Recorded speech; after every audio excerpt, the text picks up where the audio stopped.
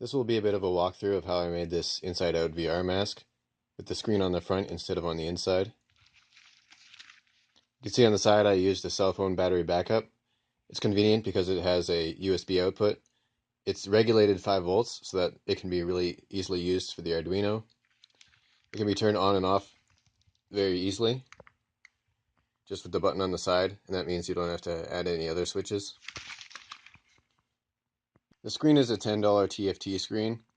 It connects right into the Arduino as a shield.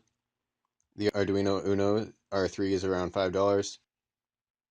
Below the mask are some LEDs shining light into glass bottles, and surrounding them is some 3D printed plastic parts.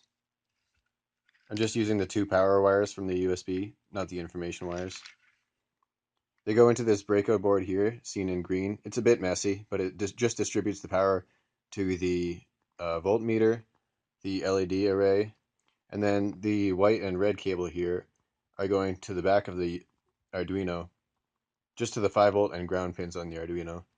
The nice thing is because it's regulated 5 volts from the battery, when you bypass the regulator going to the 5-volt and ground pin, you end up using less power